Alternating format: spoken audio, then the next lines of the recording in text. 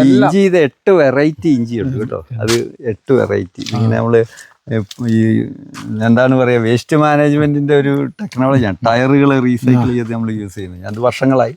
അത് നമ്മുടെ അവാർഡ് മന്ത്രി തരുന്നതാണ്. ജയറാമിനും എനിക്ക് ഒരുമിച്ചാണ് അവാർഡ് കിട്ടുന്നത്. ഒരിക്കലും പരാജയമല്ല കേട്ടോ. കൃഷി നമുക്ക് സുരക്ഷിതമായിട്ട് ഇപ്പം എനിക്ക് നല്ല മാന്യമായ വരുമാനം ഇതിൽ നിന്ന് കിട്ടുന്നുണ്ട്. അതുകൊണ്ട് പരാജയമാണെന്ന് പറഞ്ഞാൽ ആരും ഒഴിവായി പോകേണ്ട കാര്യമില്ല. കാരണം മണ്ണ് നമ്മൾ എങ്ങനെ ഉപയോഗിക്കുന്നു എന്നതാണ് പ്രധാനം. അത് വളരെ പരമപ്രധാനമായ ഒരു കാര്യമാണ്. കർഷക സുഹൃത്തുക്കളെ, നമ്മുടെ ചാനലിലേക്ക് സ്വാഗതം. ഞാനിപ്പോൾ നിൽക്കുന്നത് കണ്ണൂർ ജില്ലയിലെ ചെറുപുഴക്കടുത്ത രാജഗിരി എന്ന സ്ഥലത്തിനടുത്ത് മരുതൻതട്ട് എന്ന പ്രദേശത്താണ്. ഇത് സമുദ്രനിരപ്പിൽ നിന്ന് 2600 അടിക്ക് മേലെ ഉയരമുള്ള ഒരു പ്രദേശമാണ്. കുന്നിൻ പ്രദേശം. ഇതിനോട് തൊട്ട് ചേർന്ന് കർണാടക വനപ്രദേശമാണ്. അവിടെ നല്ലൊരു ജൈവ രീതിയിൽ കൃഷി ചെയ്യുന്ന ഒരു ആളുണ്ട്. അദ്ദേഹത്തെ പരിചയപ്പെടുത്താൻ വേണ്ടിയാണ് നമ്മൾ എത്തിയിരിക്കുന്നത്. അദ്ദേഹത്തെ നമ്മുടെ ചാനലിലേക്ക് സ്വാഗതം ചെയ്യാം. കുര്യാച്ചൻ തിരുവനന്തപുരം എന്നാണ്. അദ്ദേഹത്തെ നമ്മുടെ ചാനലിലേക്ക് സ്വാഗതം ചെയ്യുകയാണ്. കുര്യാച്ചൻ ചേട്ടാ, സ്വാഗതം. നമ്മുടെ ചാനലിലേക്ക് സ്വാഗതം ചെയ്യുന്നു. അപ്പം അദ്ദേഹത്തിന് ഇവിടെ കുറേ കൃഷികളുണ്ട്. കൃഷി എന്ന് പറഞ്ഞാൽ ഇല്ലാത്ത കൃഷികളൊന്നുമില്ല. കാപ്പി, കൊക്കോ, പച്ചക്കറികൾ എല്ലാം. അപ്പോൾ അതിനെപ്പറ്റി എല്ലാം കുര്യാച്ചൻ ചേട്ടൻ നമ്മൾ സംസാരിക്കുന്നതായിരിക്കും. അപ്പോൾ കുര്യാച്ചൻ ചേട്ടാ, ഇവിടെ നിങ്ങൾ ഇവിടെ വന്നിട്ട് എത്ര വർഷമായി? ഞാനിവിടെ വന്നിട്ട് ഇപ്പം 32 വർഷമായി. 32 വർഷമായി നമ്മുടെ ഈ മലയോരത്ത് കയറി. ഞാൻ വരുമ്പോൾ ഒന്നുമില്ല, ഇതിനകത്ത് വെറും മരുഭൂമി പ്രദേശമാണ്, വനമായിരുന്നു. ഇവിടെ വരുമ്പോൾ ഈ വനാതിർത്തിയോട് ചേർന്ന പ്രദേശമാണ്. ഇവിടെ ഇങ്ങനെ ഈ ശല്യങ്ങളെ കുറിച്ചൊന്നും എനിക്ക് വലിയ പിടിയൊന്നുമില്ല. പിന്നീടാണ് കൃഷി ചെയ്ത് തുടങ്ങിയപ്പോഴാണ് ഈ കുരങ്ങ് ശല്യവും പന്നി ശല്യവും എല്ലാം. പക്ഷെ നമുക്കിവിടെ ഇങ്ങോട്ടേക്ക് ആന ഇതുവരെ എത്തിയിട്ടില്ല. നാളെ വരുമെന്ന് പറയാൻ പറ്റില്ല. പക്ഷെ എന്നാലും ഈ എല്ലാ ശല്യങ്ങളും ഉണ്ട്. അപ്പോൾ ഈ അതിനെ പ്രതിരോധിക്കാനുള്ള മരുന്നുകളൊക്കെ കണ്ടുപിടിച്ചിട്ടുണ്ട്.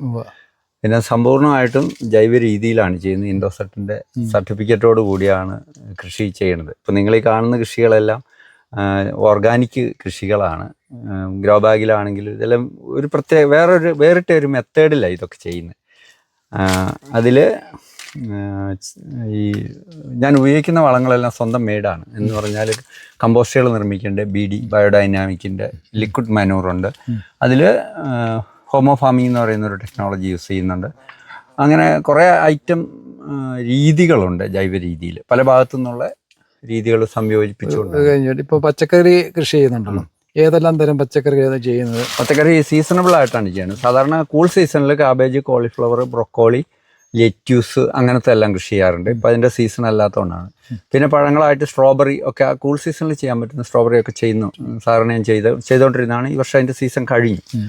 ഇപ്പോൾ ചെയ്തിരിക്കുന്നത് ഇപ്പോൾ ശരിക്കും ഇത് വാണിജ്യാടിസ്ഥാനത്തില്ല, സ്വന്തം ആവശ്യത്തിന് ഇങ്ങനെ ചെയ്യുന്നതാണ്. പക്ഷെ എന്നാലും മിച്ചം വരും.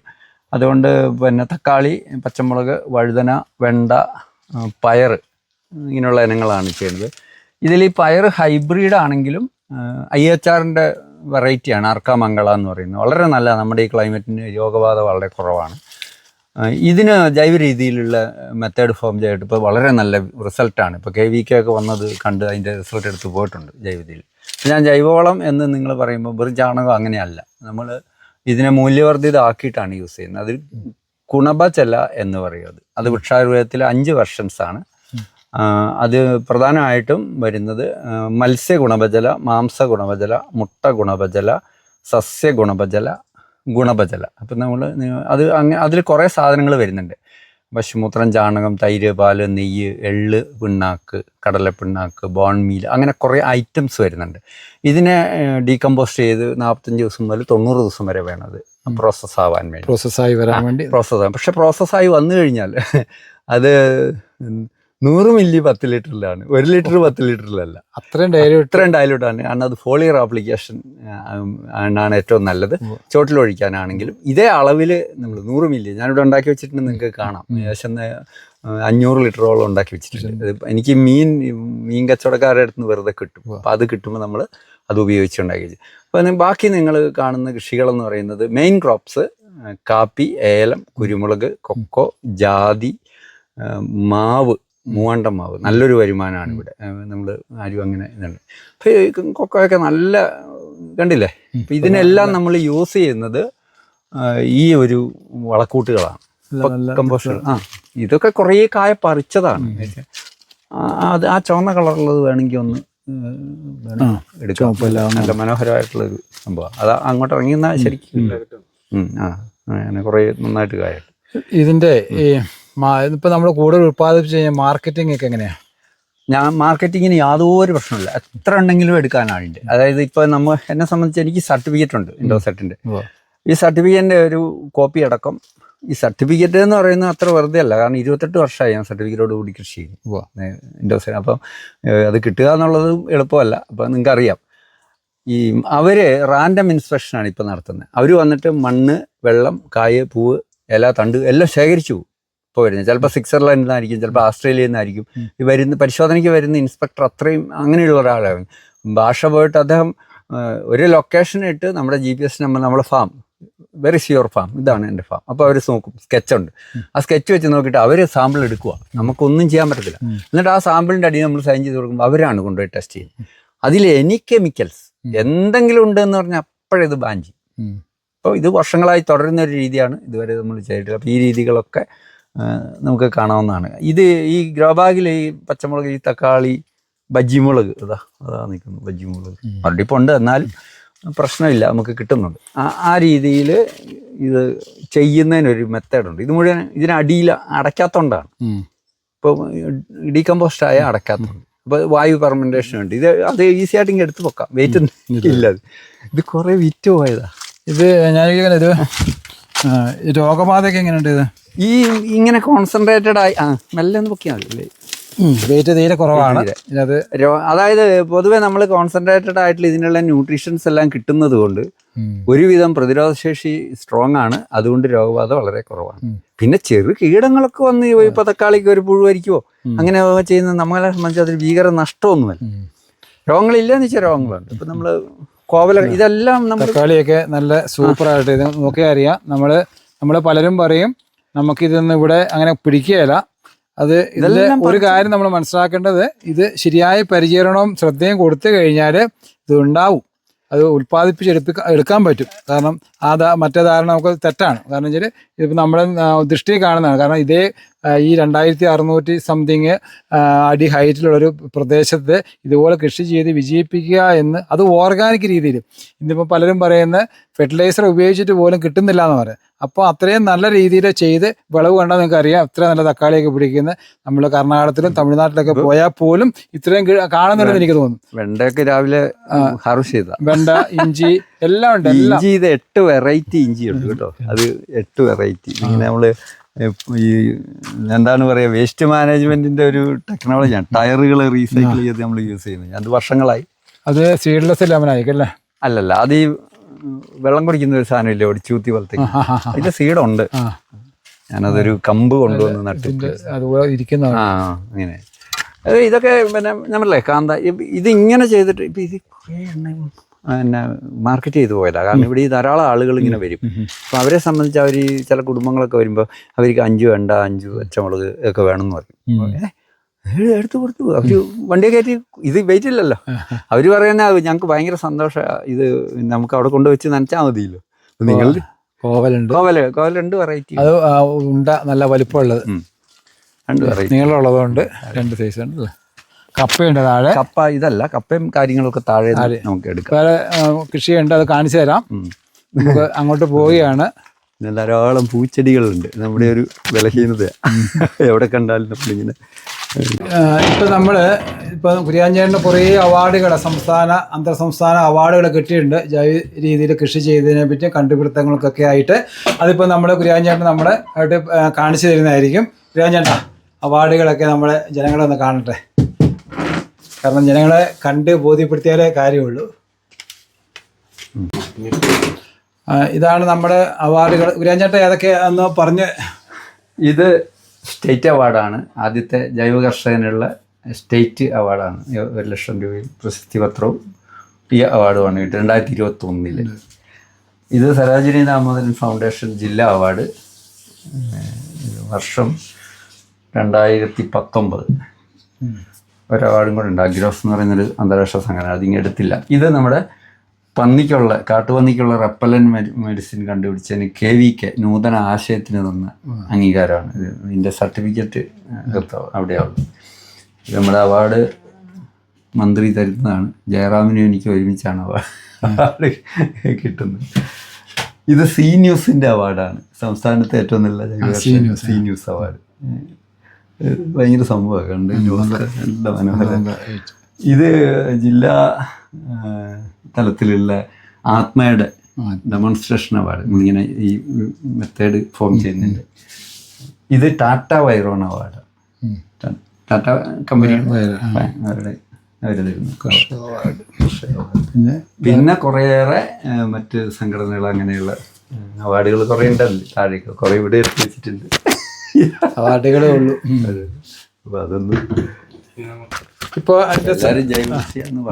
ഇപ്പൊ അതിന്റെ സർട്ടിഫിക്കറ്റ് ആണ് ജൈവ കൃഷിയുടെയൊക്കെ ഗവൺമെന്റ് ഇൻഡോസെറ്റിന്റെ.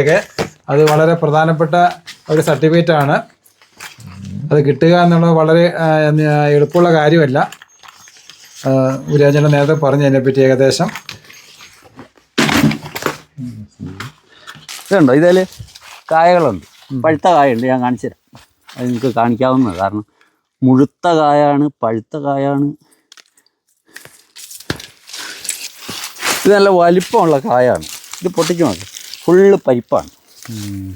ഞള്ളാനിയുടെ പ്രത്യേകത എന്ന് പറഞ്ഞാൽ തൊണ്ടുകട്ടി കൂടുതലാണ്. അതിൻ്റെ തണ്ടുകറുപ്പിൻ്റെ സ്റ്റംബോറിൻ്റെ ശല്യം കൂടുതലാണ്. ഈ പുഷ്പിക്കുന്ന സമയത്താണ് ഇത് സ്റ്റംബോറർ ഭയങ്കരമായിട്ട് ആക്രമിക്കുക. അപ്പോൾ ഈ തണ്ട് പോയി കഴിഞ്ഞാൽ അതിൻ്റെ കാവും ഒന്ന്. രണ്ടാമത്തെ തട്ടമറിച്ചിൽ എന്ന് പറയുന്ന രോഗം കൂടുതലാണ്. ചൂടിനെ പ്രതിരോധിക്കാൻ അതിന് ശേഷി. ഇത് നനയ്ക്കുന്ന തോട്ടമല്ല, ഇതിന് നനയ്ക്കുന്നില്ല. കാരണം ഈ പാറക്കെട്ടിനകത്ത് ഇതിങ്ങനെ വന്യമായി വളരും. നമുക്കിത് കിട്ടുന്നത് ഭയങ്കര ലോട്ടറിയാണ്. ഈ വിലയും ചെലവും കുറവ്. ഇതിന് കീടനാശിനിയുടെ ആവശ്യമില്ല. താട്ടിറങ്ങാൻ നിങ്ങൾക്ക് കാണാം. ഇത് കഴിഞ്ഞ വർഷം തൈ പറിച്ചുണ്ട്, 2 ലക്ഷം രൂപയുടെ തൈ കിട്ടിയ ഒരു എസ്റ്റേറ്റുകാർക്ക് കൊടയിലേക്കുണ്ട്. അതിന്റെ തിരുവ് തൈ ഞാനവിടെ ഒരു വാഴയ്ക്കകത്ത് നട്ടിട്ടുണ്ട്, കാണാം, താഴെ ഇറങ്ങുമ്പോൾ കാണാം. അപ്പൊ ഇത് ആർക്കും കൊണ്ടേ നട്ടുപിടിക്കാം, ശകലം വെള്ളം വീഴുന്നില്ല. ഇത് മൊസംബി. ഇത് ഇച്ചിരി ബട്ടർ ഫ്രൂട്ട് ഉണ്ട്. ബട്ടർ ഫ്രൂട്ട് കുറേ ഉണ്ട്, നിറയെ ഉണ്ട്. നമ്മുടെ ഈ നാടിന് ഏറ്റവും നല്ലതാണ്, പ്രത്യേകിച്ച് മലയോരല്ലേ.